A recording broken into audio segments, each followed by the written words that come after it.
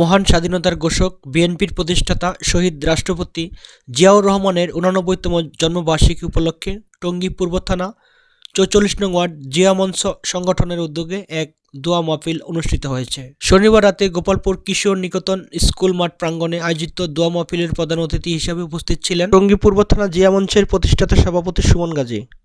দোয়া মাহফিল অনুষ্ঠানের প্রধান বক্তা হিসেবে বক্তব্য রাখেন টঙ্গী পূর্ব থানা জিয়া মঞ্চের সদস্য সচিব শহীদুল ইসলাম লিটন। অনুষ্ঠানে সভাপতিত্ব করেন ৪৪ নং ওয়ার্ড জিয়া মঞ্চের সভাপতি লাল মিয়া। বিশেষ অতিথি হিসেবে উপস্থিত ছিলেন গাজীপুর মহানগর মুক্তিযোদ্ধা প্রজন্ম দলের যুগ্ম আহ্বায়ক আলী আহমেদ টুকু, টঙ্গী পূর্ব থানা বিএনপি সভাপতি মিজানুর রহমান, টঙ্গী থানা বিএনপি নেতা মিজান চৌধুরী এবং ৪৪ নং ওয়ার্ড বিএনপি সাধারণ সম্পাদক হাসান আলী বাবু, শাহজাহান সিরাজ সাধু জিয়া মঞ্চ সংগঠনের নেতৃবৃন্দ উপস্থিত ছিলেন। আলোচনা সভায় বক্তারা বলেন, দীর্ঘ ১৭ বছর আমরা এই গোপালপুর এলাকায় একত্রিত হতে পারি নাই। ফ্যাসিস্ট শেখ হাসিনা সরকার আমলে আমরা বিভিন্ন সময় রাজনৈতিক হামলা ও মামলার শিকার হয়েছি। হাসিনার কোন দোসররা তারা বাংলার মাটিতে ফিরে আসতে পারবে না, তাদের জায়গায় বাংলার মাটিতে আর হবে না।